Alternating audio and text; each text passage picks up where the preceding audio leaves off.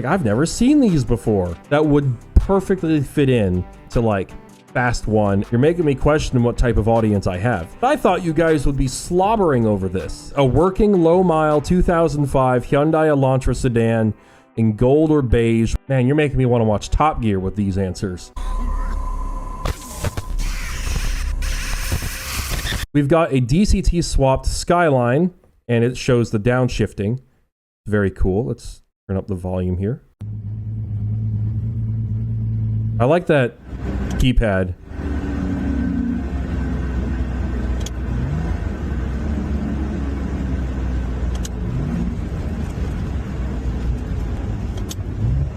The downshift seemed pretty smooth.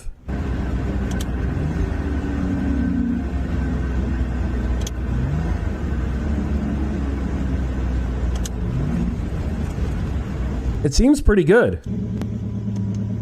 You just put it into auto, I think.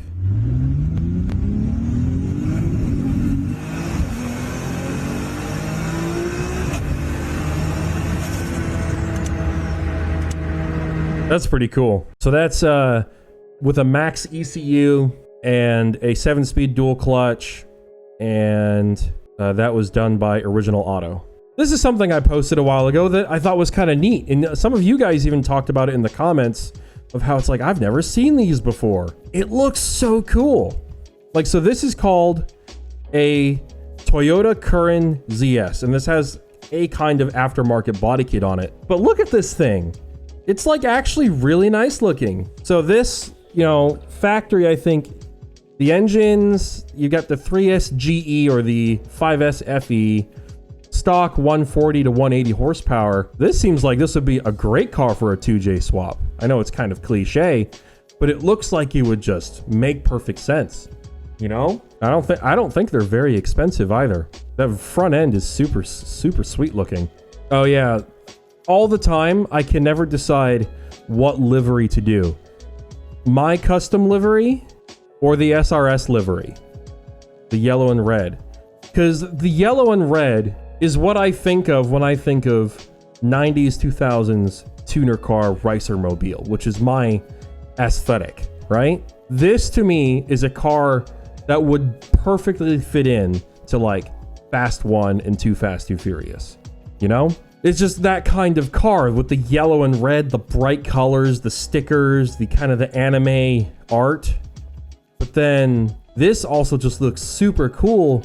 And if I put a decal of like Japanese lettering on the side that translates to something cool in like gold on top of it, that also would be exquisite. So it's really hard to choose. Purple Aventador SV.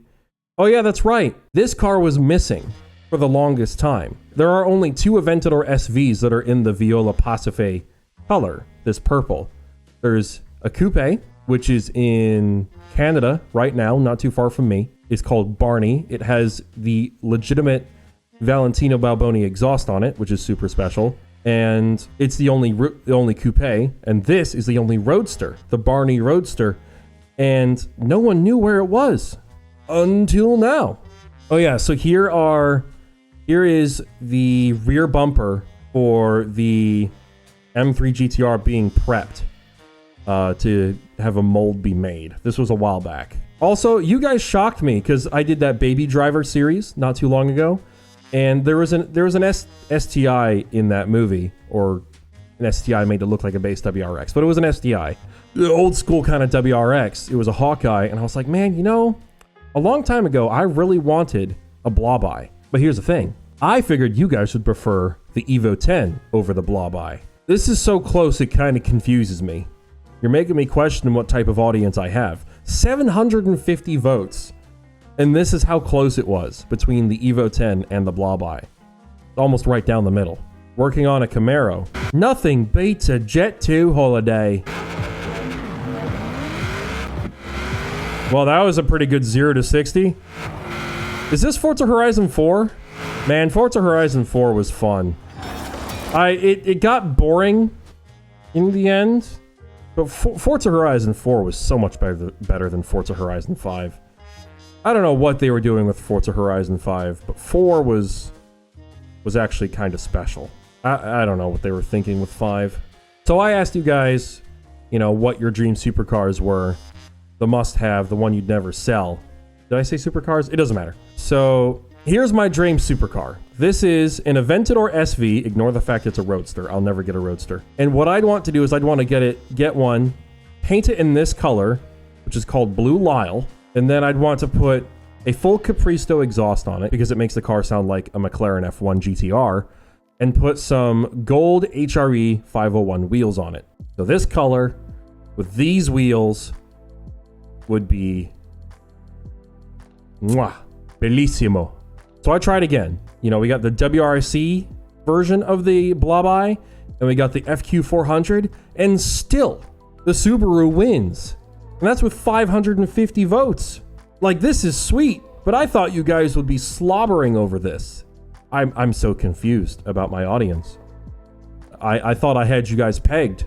Oh yeah, I made this post and I said, I never finished Need for Speed 2015. Should I? I got through a chunk of it on my old channel, and a lot of you guys were like, yes, do it.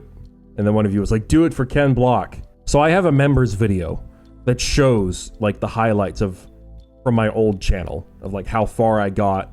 Like, so you'll see me completing the Ken Block storyline in that video. That video will get released in December. But if you want early access, become a member and you can watch me play Need for Speed 2015 for close to like almost 2 hours of footage or something.